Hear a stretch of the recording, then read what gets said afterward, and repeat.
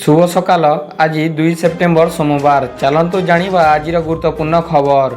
जदि एपर्यंत आपण मैंने भिडियो को लाइक करना भिडियो को लाइक करी चैनल को सब्सक्राइब करी कमेंट माध्यम जनातु आपण मैंने आम भिडियो क्यों जिलार देखुंट। राज्य में सुभद्रा पंजीकरण आरंभ। समस्त जिला को पर्याय परिमाणर सुभद्रा योजना आवेदन फॉर्म पठा जाइछि। समस्त जिले में हिताधिकारी निमंते रविवार ठारू यही फॉर्म उपलब्ध होगा सह पंजीकरण प्रक्रिया आरंभ हेबो। ए समस्त प्रक्रिया देयमुक्त व मागणा हेबो बोली विभाग पक्षर स्पष्ट करा जाइछि। जिलार समस्त अंगनवाड़ी केन्द्र, ब्लॉक कार्यालय, पौरांचल कार्यालय, मो सेवा केन्द्र और साधारण सेवा केन्द्र रे यही आवेदन फॉर्म पर्याप्त परिमाण रे मिलिबो। आवेदनकारी माने फॉर्म पूरण करी एहाकु निकटस्थ मो सेवा केन्द्र किंबा साधारण सेवा केन्द्र रे दाखल करि पारिबे। परवर्ती खबर। सेप्टेम्बर मासर आरंभ सहित अनेक कार्य पाई समय सीमा पाखे आसुची। यूआईडीएआई आधार कार्डधारी मानक आधार मागणारे अपडेट करने सुविधा जोगाउछि, जार समय सीमा शीघ्र शेष होगाकू जाउछि। यूआईडीएआई जून मासरे मागणा आधार अपडेट करने समय सीमा को 3 मास बढ़ाई देइछि। एपरी परिस्थिति रे जदि आपण एही सुविधा पाइबाकू चाहुचंती तेबे 14 सेप्टेम्बर 2024 सुधा एही कार्य समाप्त करंतु।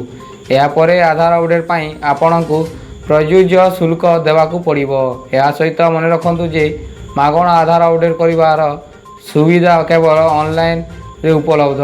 आधार केंद्र जाई आधार अपडेट करिवाकू आपणको प्रयोज्य शुल्क देवाकू पड़िबो।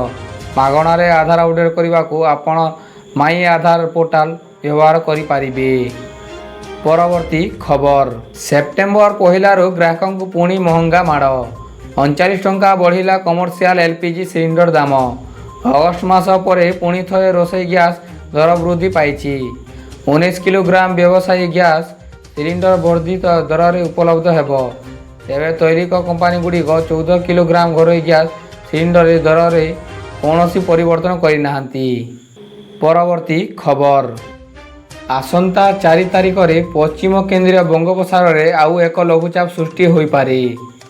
यह समुद्र रे 4 दिन रही बल जुटाइबा परे अवपात रे परिणत हेबो।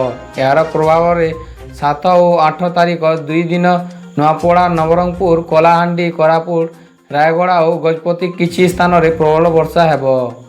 वरिष्ठ पाणीपाग विशेषज्ञ प्रोफेसर सुरेंद्रनाथ पशुपालक एही पूर्वानुमान करिसंती। पश्चिम केंद्रीय और संलग्न उत्तर आंध्र प्रदेश, दक्षिण ओडिशा सृष्टि होई थिबा अवपात एबे उत्तर उत्तर पश्चिम दिगरे गति करुछि। परवर्ती खबर। सेप्टेम्बर मास आरंभ हो जाइछि। नुआ मासरे अनेक किछि नुआ परिवर्तन देखिबाकू मिलिछि। एहा सहित बदली जाइछि ट्रैफिक सह जड़ित किछि नियम। द्विचकिया गाड़ी चालक मानक पाई ट्रैफिक नियम रे मध्य परिवर्तन करिसंती सरकार। एणिकी गाड़ी चलाइबा समय रे अनेक किछि नियम मानिबाकू पड़िबो, नचेत बड़ धरणर जरिमाना लागू करि पारंती ट्रैफिक कर्मचारी। मोटर व्हीकल नियम अनुसार एणिकी बाइक चलाइबा समय पछरे बसिथिबा व्यक्ति मध्य हेलमेट पिंधिबा पाई बाध्य हेबे। तेबे देशर अधिकांश अंचल एहाकू पालन करा जाउ नाही। सूचना अनुसार हाईकोर्ट आदेश पर आंध्र प्रदेश विशाखापट्टनम रे आज ठारू एक नया ट्रैफिक नियम लागू करा जाइछि। परवर्ती खबर। निर्माण श्रमिकों को श्रमिक कार्ड बंटन मिलिबो अनेक सुविधा। राज्य सरकार फोकस रे निर्माण श्रमिक विभिन्न सुविधा सुजोग जोगाई देवाक श्रमिक पंजीकरण करिवे। 314 ब्लॉक रे श्रमिक पंजीकरण करा जिबा सह प्रति पंचायत को जीवे श्रम अधिकारी। शिक्षा वृद्धि ठू आरंभ करी विवाह, दुर्घटना, मृत्यु कालीन सहायता प्रदान करिवे सरकार। परवर्ती खबर। राज्य पुलिस विभाग रे 100 दिन रे दियाजिबो 3000 नियुक्ति। बड़ घोषणा करिसंती मुख्यमंत्री मोहन माझी। 109टी सब कनेस्टेबल पदवी, 77 सब कनेस्टेबल पदवी, 95 constable, 1513 405 drive constable, communication post रे 300 नियुक्ति मिलिबो।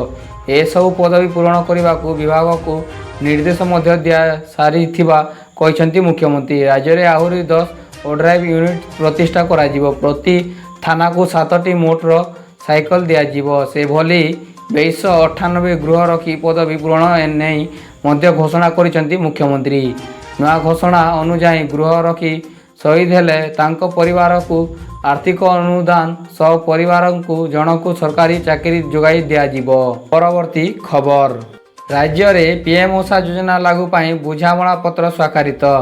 ପିଏମ୍ ଓଷା ଯୋଜନାରେ ଏବେ ଓଡ଼ିଶା ପାଇବ 500 କୋଟି ଟଙ୍କା। ମହାବିଦ୍ୟାଳୟ ବିଶ୍ୱବିଦ୍ୟାଳୟ ଭିତ୍ତିଭୂମି ବିକାଶ ଗବେଷଣା ଓ ଦକ୍ଷତା ବିକାଶ ଦିଗରେ ଖର୍ଚ୍ଚ ହେବ ଏହି ଅର୍ଥ। 1 କୋଟି ପିଲା ଏହାର ଫାଇଦା ପାଇବେ। କେନ୍ଦ୍ର ଶିକ୍ଷା ମନ୍ତ୍ରୀ ଧର୍ମେନ୍ଦ୍ର ପ୍ରଧାନ କହିଛନ୍ତି, ପୂର୍ବ ସରକାରଙ୍କ ଆନ୍ତରିକତା ଅଭାବ ଯୋଗୁଁ 3 ବର୍ଷ ହେବ ରାଜ୍ୟରେ ଏହି ଯୋଜନା ଲାଗୁ ହୋଇପାରିଲା ନାହିଁ। ସେହିପରି ମୁଖ୍ୟମନ୍ତ୍ରୀ କହିଛନ୍ତି, ପୂର୍ବ ସରକାର ଶିକ୍ଷାକୁ ରାଜନୀତିକରଣ କରି ବିଭିନ୍ନ ସ୍କିମ୍କୁ ଲାଗୁ ନ କରିବାକୁ ଦୁଃଖର କଥା। ରାଜ୍ୟରେ ପ୍ରଧାନମନ୍ତ୍ରୀ ଉଚ୍ଚତର ଶିକ୍ଷା ଅଭିଯାନ ପିଏମ୍ ଓଷା ଯୋଜନା ଲାଗୁ ପାଇଁ ବୁଝାମଣା ପତ୍ର ସ୍ୱାକ୍ଷରିତ ହୋଇଛି। ପରବର୍ତ୍ତୀ ଖବର, ବାଜିବନି ଡିଜେ। ପୋଲିସ କମିଶନରଙ୍କ ପକ୍ଷରୁ ଗୁରୁତ୍ୱପୂର୍ଣ୍ଣ ସୂଚନା। ଏଥର ପୂଜା ଭସାଣୀରେ ବାଜିବନି କୌଣସି ପ୍ରକାରର ଡିଜେ। କିଛି ଦିନ ପୂର୍ବରୁ ଗଣେଶ ପୂଜାରେ ଡିଜେ ବ୍ୟାନ୍ କରିବା ନେଇ ଘୋଷଣା କରିଥିଲେ ପୋଲିସ। ଏବେ ପୁଣି ଆଉ ଏକ ବଡ଼ ଘୋଷଣା କରାଯାଇଛି। ଆଗକୁ ପାର୍ବଣ ଋତୁ ଆସୁଥିବା ବେଳେ ପୋଲିସ ପକ୍ଷରୁ କଡ଼ା ପଦକ୍ଷେପ ଗ୍ରହଣ କରାଯାଇଛି। ଆସନ୍ତା ଦଶହରା ଭସାଣୀରେ ବାଜିବନି ଡିଜେ। କଟକରେ ଦଶହରା ଧୁମ୍ଧାମ୍ରେ ପାଳନ କରାଯାଉଥିବା ବେଳେ ଏଥର କିନ୍ତୁ ବଦଳିଛି ନିୟମ। ପୂଜା ତ ଧୁମ୍ଧାମ୍ରେ ହେବ କିନ୍ତୁ ଭସାଣୀ ପଡ଼ିବ ଫିକା। ପରବର୍ତ୍ତୀ ଖବର, ଅଗଷ୍ଟରେ ମୋଟ ଜିଏସ୍ଟି ସଂଗ୍ରହ 1.64 ଲକ୍ଷ କୋଟି ରହିଥିବା ବେଳେ ଏହା 10% ବୃଦ୍ଧି ହୋଇଛି। ରାଜସ୍ୱ ରିପୋର୍ଟ ଅନୁଯାୟୀ ଅଗଷ୍ଟ ମାସରେ ଜୋରଦାର ଜିଏସ୍ଟି ସଂଗ୍ରହ ହୋଇଛି ଏବଂ ଜିଏସ୍ଟି ସଂଗ୍ରହର ଏହି ତଥ୍ୟ ସମସ୍ତ କ୍ଷେତ୍ରରେ ଦ୍ରବ୍ୟ ଏବଂ ସେବା କରର ଅଭିବୃଦ୍ଧିକୁ ଦର୍ଶାଉଛି। ଜିଏସ୍ଟି ସଂଗ୍ରହରେ କେନ୍ଦ୍ରୀୟ ଜିଏସ୍ଟି, ରାଜ୍ୟ ଜିଏସ୍ଟି ଏବଂ ଇଣ୍ଟିଗ୍ରେଟେଡ୍ ଜିଏସ୍ଟି ଅନ୍ତର୍ଭୁକ୍ତ। ଅଗଷ୍ଟରେ ଜିଏସ୍ଟି ସଂଗ୍ରହ 1,64,962 କୋଟି ଟଙ୍କା ଅର୍ଥାତ୍ ସରକାର 1% ଲକ୍ଷ କୋଟି ଟଙ୍କା ଜିଏସ୍ଟି ସଂଗ୍ରହ କରିଛନ୍ତି। ଯଦି ଆପଣଙ୍କୁ ଆମ ଭିଡ଼ିଓ ଭଲ ଲାଗିଲା, ଭିଡ଼ିଓଟିକୁ ଲାଇକ୍ ଏବଂ ଚ୍ୟାନେଲକୁ ସବସ୍କ୍ରାଇବ୍ କରିବା ଭୁଲନ୍ତୁ ନାହିଁ।